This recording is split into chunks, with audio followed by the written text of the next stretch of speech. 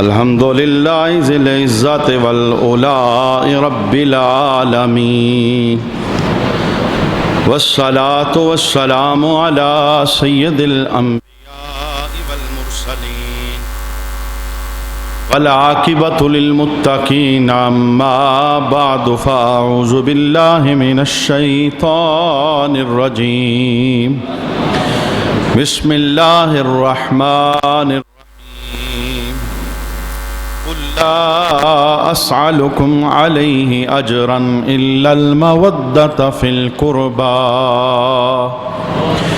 صدق الله مولانا العظيم إن الله وملائكته يصلون على النبي يا أيها الذين آمنوا صلوا عليه وسلموا تسليما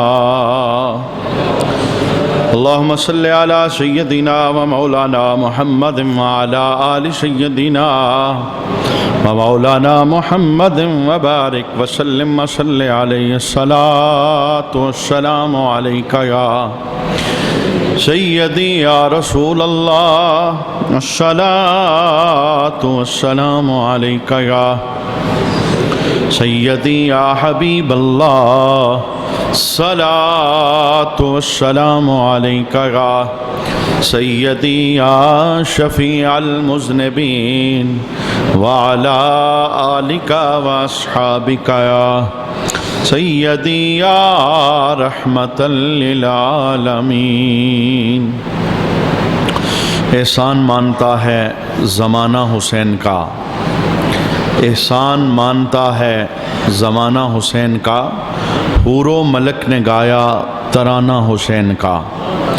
اب بھی سخی کے ہاتھ کی دھومیں ہیں چار سو، اب بھی سخی کے ہاتھ کی دھومیں ہیں چار سو، صدیوں سے بٹ رہا ہے خزانہ حسین کا۔ احسان مانتا ہے زمانہ حسین کا، اور جس کے قصیدے آیائے تطہیر نے پڑھے، جس کے قصیدے آیائے تطہیر نے پڑھے، ایسا بنایا رب نے گھرانہ حسین کا۔ احسان مانتا ہے زمانہ حسین کا، اور چیخا ہے جس کی ضرب سے ہر دور کا یزید، چیخا ہے جس کی ضرب سے ہر دور کا یزید، ایسا بنایا رب نے نشانہ حسین کا۔ احسان مانتا ہے زمانہ حسین کا، اور شرق و غرب میں چرچا ہے اس کے پیار کا، شرق و غرب میں چرچا ہے اس کے پیار کا، صرف میں ہی تو نہیں ہوں دیوانہ حسین کا۔ احسان مانتا ہے زمانہ حسین کا، سنی ہوں اس لیے ہوں میں شبیر پر فدا، سنی ہوں اس لیے ہوں میں شبیر پر فدا، پایا ہے عشق میں نے یگانہ حسین کا۔ احسان مانتا ہے زمانہ حسین کا، حب حسین سے ملے جنت میں داخلہ، حب حسین سے ملے جنت میں داخلہ، دیتا ہے چونکہ جنت نانا حسین کا۔ احسان مانتا ہے زمانہ حسین کا، آصف بقائے دین ہے کربل کی داستاں، آصف بقائے دین ہے کربل کی داستاں، یہ فیض بٹ رہا ہے روزانہ حسین کا۔ احسان مانتا ہے زمانہ حسین کا، حور و ملک نے گایا ترانہ حسین کا۔ بعد حمد و صلات لائق عزت و تکریم جمی احباب سبین الوقار، نبی کریم علیہ السلام کے عالی خاندان کی محبت اور پیار، اس عنوان پر آج کی نشست میں ہم چند حدیثیں سماعت کریں گے۔ اللہ رسول اللہ صلی اللہ علیہ وسلم کے گھرانے کا سچا پیار نصیب فرمائے، اور اسی پیار اور محبت میں اللہ ایمان والی موت عطا فرمائے۔ آقا حضور رحمت عالم صلی اللہ علیہ وآلہ وسلم نے اپنے آل بیت کے متعلق یہ کلام ارشاد فرمایا۔ حضور ارشاد فرماتے ہیں انا و آل بیتی شجرۃ فی الجنہ، فرمایا میں اور میرے گھر والے جنتی درخت ہیں۔ یعنی ہم جنت کے اندر ایک درخت ہیں، اغصانھا فی الدنیا، وہ درخت جو ہے تو جنت میں، لیکن اس کی شاخیں دنیا میں پھیلی ہوئی ہیں۔ میں اور میرے گھر والے، میرے خاندان والے، یہ ایک جنتی درخت ہیں اور ان کی شاخیں دنیا کے اندر پھیلی ہوئی ہیں۔ فمن شاء اتخذ الی ربہ سبیلا، جو چاہتا ہے رب کے در پہ پہنچ جائے، اللہ کا راستہ اسے مل جائے، اللہ کا قرب اسے مل جائے، وہ میرے گھر والوں کے ساتھ جڑ جائے، اللہ اسے اپنا قرب عطا فرمائے گا۔ نبی کریم علیہ الصلوۃ والسلام نے بڑی خوبصورت حیثیت بیان فرمائی اپنے گھر والوں کی کہ میں اور میرے گھر والے، میرے آل بیت، ہم جنتی درخت ہیں اور ہماری شاخیں دنیا کے اندر پھیلی ہوئی ہیں۔ جو یہ چاہتا ہے اللہ کا قرب پا لے، اللہ کے پاس چلا جائے، سیدھے رستے کی اسے ہدایت میسر آ جائے، تو وہ میرے خاندان کے ساتھ، میرے گھر والوں کے ساتھ محبت کی وابستگی قائم رکھے، غلامی رکھے اور نوکری، ان کی نوکری کے اندر فخر محسوس کرے، تو اللہ تعالیٰ اسے اپنا قرب عطا فرمائے گا۔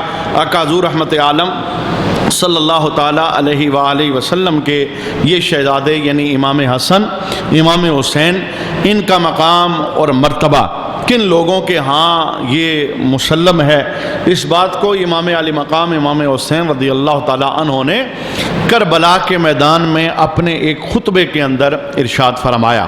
جب یزیدی لوگ سامنے تھے اور ان قریب یہ دونوں جماعتیں ایک دوسرے کے ساتھ وہ جنگ کرنے والی تھی، تو اس موقع پر امام علی مقام نے ایک خطبہ ارشاد فرمایا اور اس خطبے کے اندر آپ نے رسول اللہ کی اس حدیث کا حوالہ دیا۔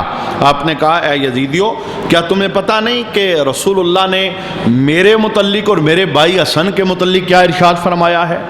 میرا مقام کیا ہے اور میرے بھائی حسن کا مقام کیا ہے؟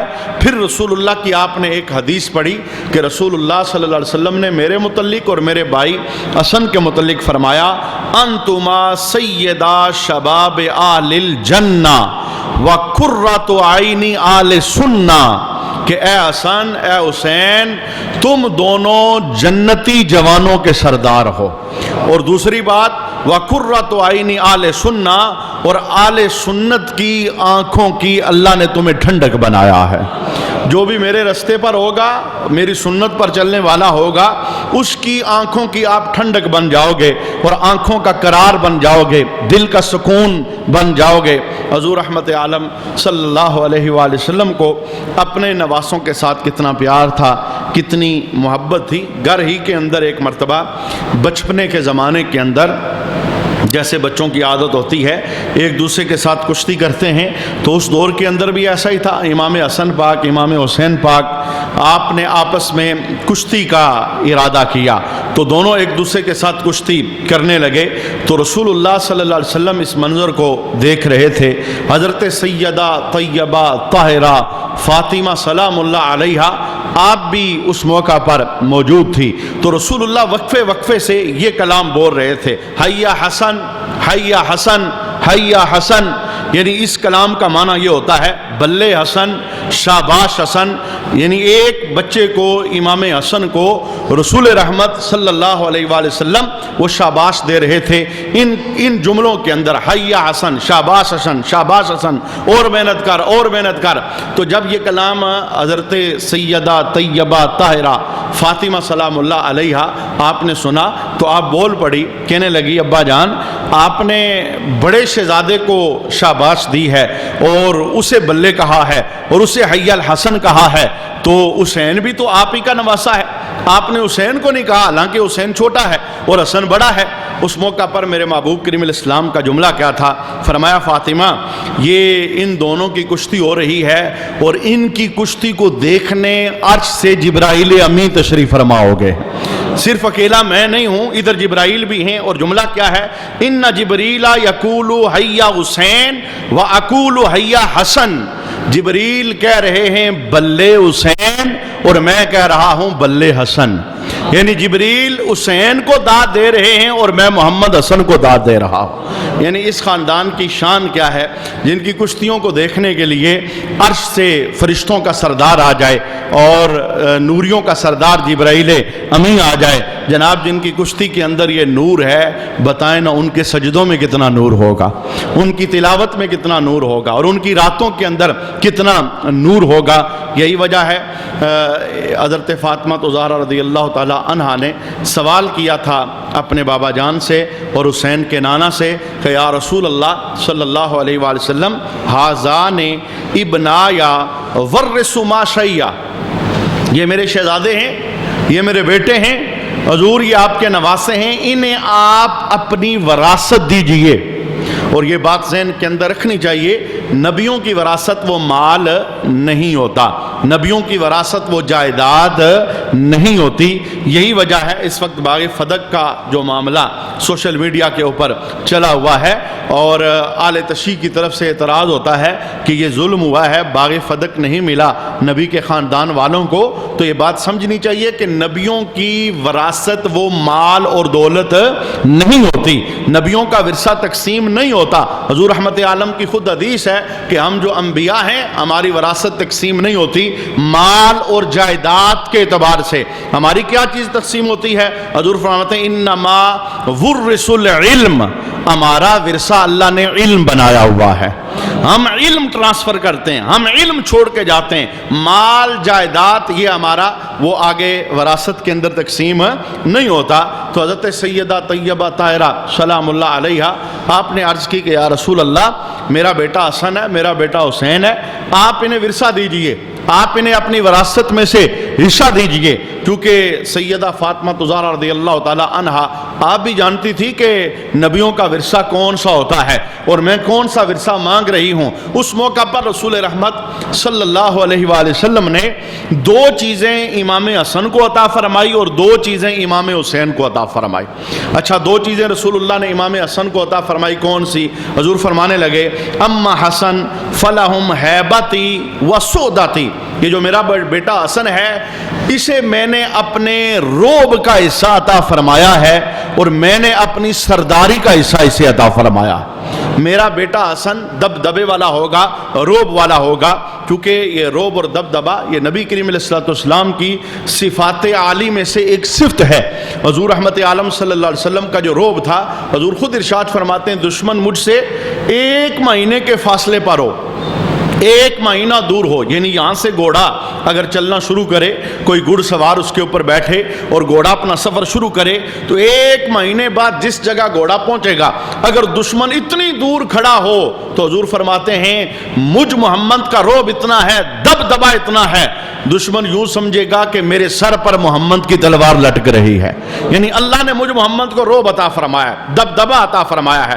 اور بے شمار دشمن ایسے ہیں، بے شمار دشمن ایسے ہیں، وہ بند کمروں میں تو بڑی کہانیاں پڑھتے تھے، ہم جا کے یہ کریں گے، ہم جا کے یہ کریں گے، لیکن جیسے ہی وہ رسول اللہ کے سامنے آتے تھے انہیں چپ لگ جاتی تھی. بلکہ بعض تو ایسے تھے آتے ہی کہتے تھے سونیاں تیریاں تک کے ادامہ میں مرید ہو گیا، یعنی مجھے کلمہ پڑھا، میں مسلمان ہونا چاہتا ہوں، میں تو دشمنی نبھانے آیا تھا، لیکن آپ کا دبدبا، آپ کا روب، آپ کے چہرے کی چمک یہ مجھے مجبور کر رہی ہے کلمہ پڑھنے پر. تو امام حسن کو رسول اللہ نے جو اپنا ورثہ دیا، ورثے میں سے پہلی چیز کیا عطا فرمائی؟ ہیبتی، فرمایا میں نے اپنا روب، اپنا دبدبا، اپنا جمال اس کا حصہ حسن کو عطا فرمایا. یہی وجہ ہے حضرت علی یہ جملہ بولا کرتے تھے، فرمایا اگر کسی بندے کو پسند ہو نا کہ وہ حضور کا چہرہ حضور کے دنیا سے جانے کے بعد دیکھنا چاہے تو اسے حضور یاد آ جائیں تو میرے بیٹے حسن کا چہرہ دیکھ لے اسے مصطفیٰ یاد آ جائیں گے. یہ شبیہ مصطفیٰ تھے، یعنی وہ چہرے کا جو روب اور دبدبا تھا اللہ نے مرشد حسین حسن کو وہ عطا فرمایا تھا. اور دوسرا آپ نے جو ورثہ دیا امام حسن کو وہ جہداتی، یعنی یہ میرا بیٹا سردار ہے، جو سرداری اللہ نے مجھ محمد کو عطا فرمائی ہے اس سرداری کا حصہ میں نے بیٹے حسن کو عطا فرمایا. اور صحاح کی حدیث ہے، رسول اللہ نے خود لفظ ارشاد فرمایا جب میری امت کے اندر خون ریزی ہوگی، 2 گروہ آپس میں جھگڑنے لگیں گے، خون اس وقت گرنے لگے گا، تو یہ جو میرا بیٹا حسن ہے یہ سردار ہے، یہ آگے بڑھے گا اور مسلمانوں کے دونوں گروہوں کے درمیان یہ صلح کروا دے گا چونکہ میں محمد بھی سردار ہوں اور اللہ نے میرے بیٹے حسن کو بھی سرداری کی اس ورثے کی خوشبو اور فیض عطا فرمایا ہے۔ اچھا، آپ کو یہ دو چیزیں رسول اللہ نے عطا فرمائی، اور دوسرے نمبر پر حضور نے فرمایا وَأَمَّا حسین فَلَهُمْ جُرْعَتِي وَجُودِي، فرمایا جو میرا بیٹا حسین ہے نا، میں نے اسے اپنی صفتوں میں سے دو صفتیں دی ہیں۔ پہلی صفت جرعتی، نبی اپنی قوم میں سے سب سے زیادہ جرأت مند ہوتا ہے، یعنی جو نبی کی قوم ہوتی ہے، قوم میں سے جو سب سے بہادر بندہ ہوتا ہے وہ نبی ہوتا ہے اللہ کا۔ جو اللہ کا نبی ہے وہ بزدل نہیں ہوتا، وہ بہادر ہوتا ہے۔ آپ رسول اللہ کی بہادری کے واقعات دیکھ سکتے ہیں، تنہائی تنہائی تو رسول اللہ چلے تھے، اور آپ کو کہا جا رہا تھا کہ آپ ہٹ جائیے، یہ کام نہ کیجئے، بتوں کو برا بلا نہ کیجئے، تو اس وقت رسول اللہ کا جملہ کیا تھا؟ کوئی فوج آپ کے ساتھ نہیں، جب میں غفیر آپ کے ساتھ نہیں تھا۔ آپ کا اپنے چچا کو جواب کیا تھا؟ کہا تھا چچا اگر میرے دائیں ہاتھ میں سورج رکھ دیا جائے اور بائیں ہاتھ میں چاند رکھ دیا جائے اور مجھے کہا جائے رب کی آواز بلند کرنا چھوڑ دو، فرمایا نہیں، میں چاند سورج تو برداشت کر لوں گا لیکن رب کے نام کا آوازہ بلند کرتا رہوں گا، مجھے کوئی مائی کا لال روکنے والا نہیں ہے۔ تو قوم میں جو سب سے بہادر شخصیت ہوتی ہے وہ نبی کی ذات ہوتی ہے، تو رسول اللہ سب سے بہادر تھے۔ تو حضور فرماتے ہیں وَأَمَّا حسین فَلَهُمْ جُرْعَتِي، میں نے اپنے حسین کو اپنی بہادری کی سوغات عطا فرمائی۔ میں کہتا ہوں میں اگر اس پر کلام نہ بھی کروں کہ حسین جیسا بہادر ماں نے کوئی پیدا کیا ہے، آپ کربلا کے خونی منظر کے اندر دیکھ سکتے ہیں، اکیلے ہی جوان بچوں کی لاشیں اٹھانے والا، اکیلے ہی بھائی کی لاش کو اٹھانے والا، اکیلے ہی علی عسکر کے گلے سے تیر نکالنے والا، اکیلے ہی خاندان نبوت کی عورتوں کے سروں پہ ہاتھ رکھنے والا، اور 100 سے زیادہ زخم وہ اپنے جسم پر کھا کر پھر بھی سجدے میں سر کٹانے والا۔ وجہ یہ ہے اللہ نے حضور کی بہادری کا حصہ مرشد حسین کو عطا فرمایا تھا، اور آپ نے باطل کے ہاتھ کے اندر ہاتھ نہیں دیا، آپ نے نظر نہیں جھکائی، آپ نے کمپرومائز نہیں کیا۔ ہم تھوڑے ہیں ہار جاتے ہیں، ہم تھوڑے ہیں مشن چھوڑ دیتے ہیں، ہم تھوڑے ہیں واپس چلے جاتے ہیں۔ تھوڑا ہونا، کم ہونا، اس کے باوجود جرأت بہادری سے مشن پہ ڈٹ جانا، یہ اصل کے اندر رسول اللہ کا دیا ہوا ورثہ تھا، جو بہادری کا رسول اللہ نے اپنے بیٹے حسین کو عطا فرمایا تھا۔ اور دوسرے نمبر پر رسول اللہ نے ارشاد فرمایا وجودی، میں نے بیٹے حسین کو اپنی سخاوت کا حصہ عطا فرمایا ہے، یعنی سخاوت بھی رسول اللہ کی صفتوں میں سے ایک صفت ہے۔ بخاری شریف کے اندر حدیث موجود ہے، حضور رحمت عالم صلی اللہ علیہ وآلہ وسلم نے ارشاد فرمایا اللہ اجود جودن ثم انا اجود بنی آدم، فرمایا اللہ ساری مخلوق میں سب سے بڑھ کر جواد ہے، سب سے بڑھ کر سخی ہے، اور پھر اللہ کے بعد مخلوق میں بنی آدم میں حضور فرماتے ہیں سب سے بڑھ کر سخاوت اللہ نے مجھ محمد کو عطا فرمائی۔ میں کہتا ہوں اس سخاوت کا انداز بھی آپ دیکھ سکتے ہیں، گھر کے اندر ایک ایک مہینے تک چولہا نہ جلے، گھر کے اندر 3 دن تک فاقے رہیں، لیکن سخی اتنے بڑے ہیں کہ اگر صبح کوئی چیز آتی ہے تو شام ہونے سے پہلے اسے تقسیم کر دیا جاتا، غریبوں کی غربت کو مٹایا جاتا ہے۔ تو حضور ارشاد فرماتے ہیں مجھ سے بڑھ کر سخی اس پوری بنی آدم کی تاریخ کے اندر کوئی نہیں ہے، میرا اللہ سب سے بڑا جواد ہے، رب کے بعد سب سے بڑی سخاوت کا نور اللہ نے مجھ محمد کو عطا فرمایا ہے۔ اور حضور فرماتے ہیں میں نے اپنی سخاوت کا حصہ اپنے بیٹے حسین کو عطا فرمایا ہے۔ یہ گھرانہ ہی پورا سخیوں کا گھرانہ ہے، اور اللہ کی راہ کے اندر خرچ کرنا یہ اس گھرانے کی صفت ہے، اور یہ اس گھرانے کا اصول ہے۔ یہ کربلا کا جو خونی منظر تھا، اسی دوران وہ بندہ جس نے امام علی مقام کی گردن کو تن سے جدا کیا تھا، جب حالات نے کروٹ بدلی اور لوگ یزید کے خلاف ہو گئے تو یزید کو یہ سمجھ آ گئی کہ مجھ سے کام بڑا غلط ہو گیا ہے اور اب میری حکومت کا بچنا مشکل ہو گیا ہے، تو اس نے جھوٹا دعویٰ کرتے ہوئے جملہ بول دیا۔ اس نے کہا کہ جس بندے نے امام پاک کی گردن کو تن سے جدا کیا ہے میں اسے نہیں چھوڑوں گا، اسے پکڑ کے لے آؤ، میں سب کے سامنے اس کی گردن کو اتاروں گا۔ اب یزید کے کہنے پر یہ سب کچھ ہوا۔ اب جس بندے نے کیا وہ چھپتا پھرے، جس کے پاس پناہ لے کوئی اسے پناہ دینے کے لیے تیار نہیں ہے۔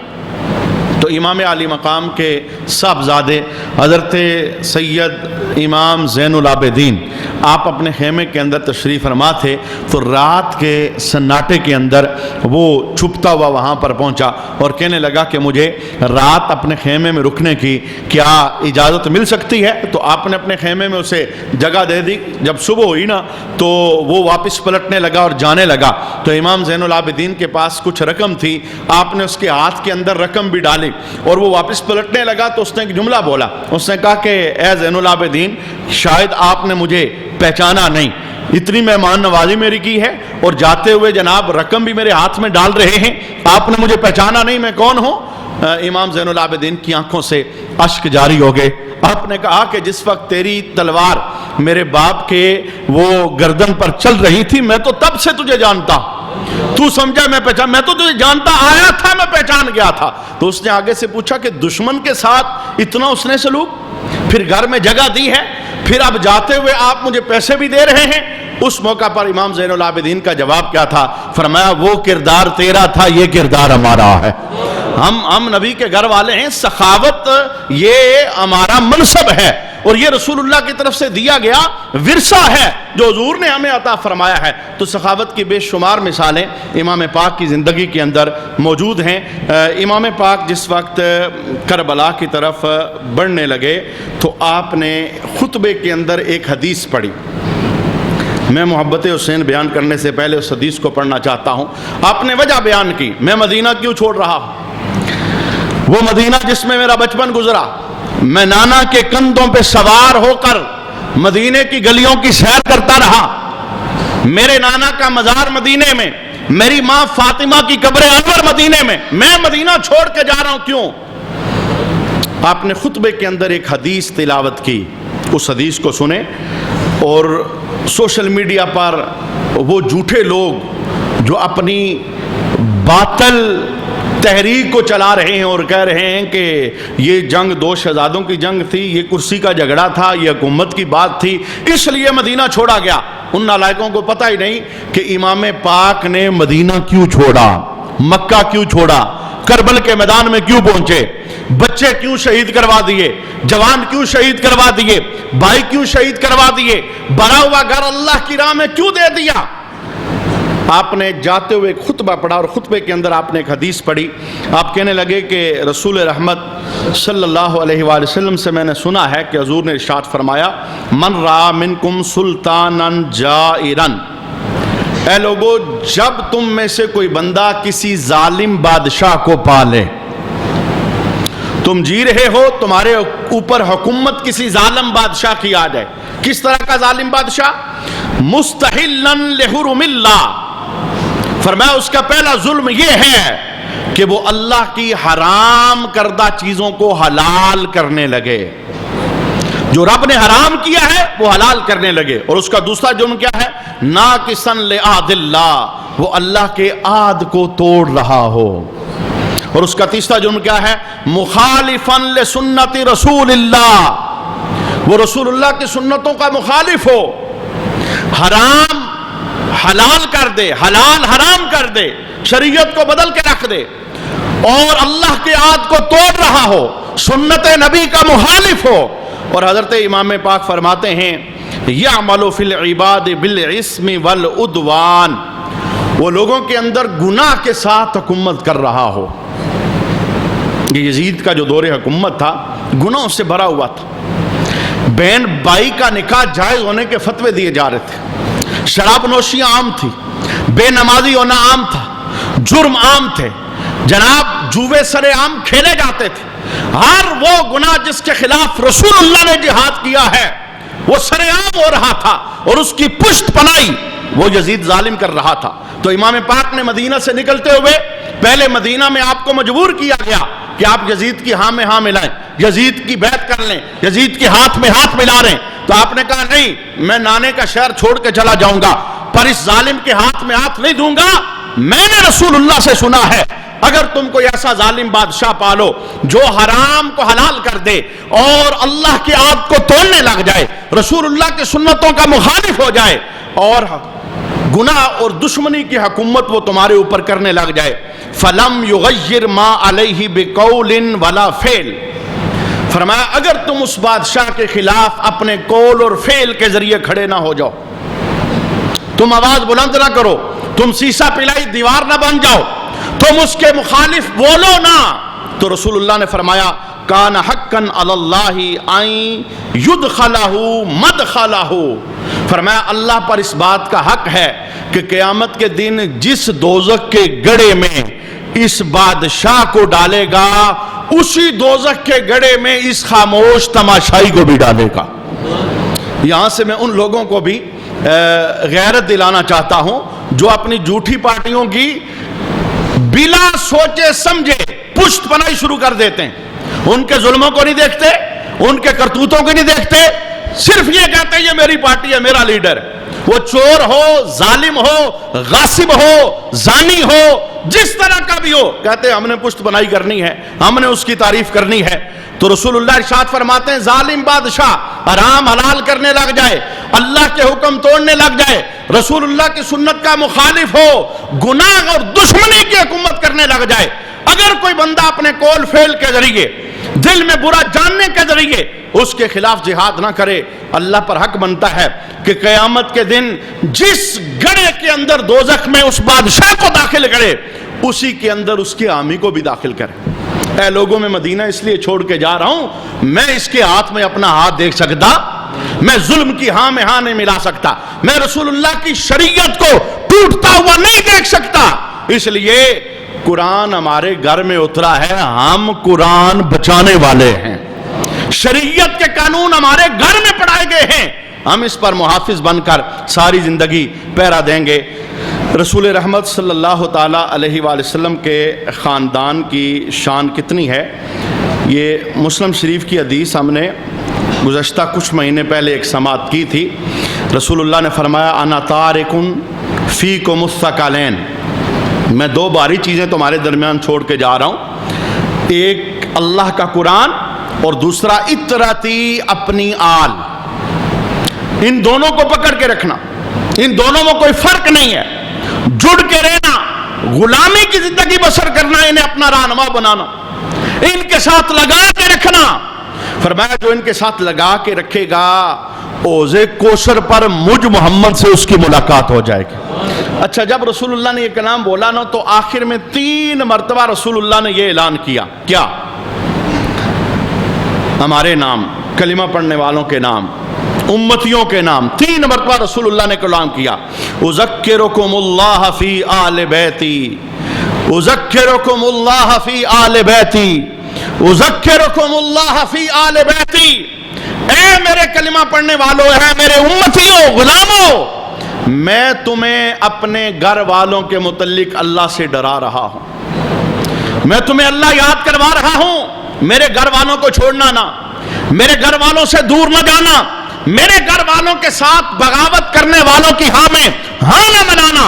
اس لیے میرے گھر والوں کے ساتھ جڑو گے تو اللہ تمہیں جنت عطا فرمائے گا, پھر اوز پر تمہاری میرے ساتھ ملاقات ہوگی, پھر میدان محشر کے اندر میری شفاعت کے تم حقدار بن جاؤ گے. تو یہ رسول رحمت صلی اللہ علیہ وآلہ وسلم نے ہمیں رب یاد کروایا ہے اپنے گھر والوں کے متعلق, کہ میرے گھر والوں کو معمولی نہ سمجھنا, یہ میرے ساتھ نسبت رکھتے ہیں, ان کے رگوں کے اندر میرا خون موجود ہے.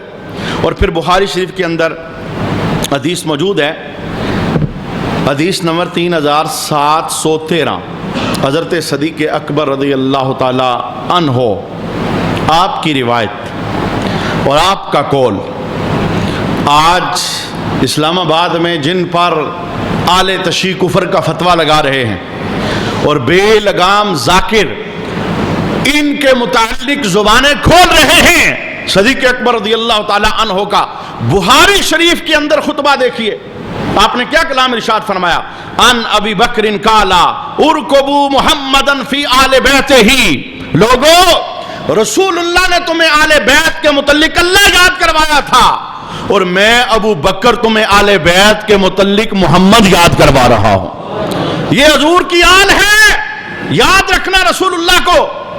اگر قبر کے اندر رسول اللہ کا سامنا کرنا ہے، اگر حشر میں رسول اللہ کا سامنا کرنا ہے، اگر شفاعت مصطفیٰ چاہیے، اگر رسول اللہ کے حامی بننا چاہتے ہو تو تمہیں اس آل سے پیار کرنا پڑے گا جس آل کی رگوں میں محمد کا خون موجود ہے۔ اچھا، یہ جو پیار ہے نا آل کے ساتھ، حضور رحمت عالم کی صلی اللہ علیہ وسلم کی آل کے ساتھ، یہ پیار حضور کی وجہ سے ہے۔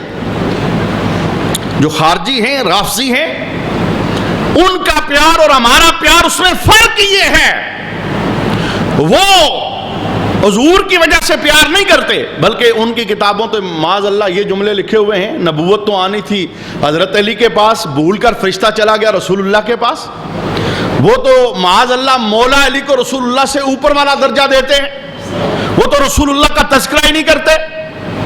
تو ہم جو عام سے پیار کرتے ہیں وہ ذات کی حیثیت سے نہیں، وہ سونے محمد کی حیثیت کی وجہ سے۔ یہ ترمذی شریف کی حدیث سنیں، رسول اللہ نے فرمایا احبونی بحب اللہ، لوگو میرے ساتھ پیار کرو اللہ کی وجہ سے، چونکہ اللہ میرے ساتھ پیار کرتا ہے، اس لیے میرے ساتھ پیار کرو۔ اور دوسرا جملہ رسول اللہ کا کیا ہے؟ حضور فرماتے ہیں وَأَحِبُّ آلِ بَيْتِي بِحُبِّي، فرمایا میرے خاندان سے پیار کرو مجھ محمد کی محبت کی وجہ سے۔ وہ میرا خاندان ہے، وہ میرے گھر والے ہیں، رسول اللہ کو بیچ میں نکال کے پیار قابل قبول نہیں ہے۔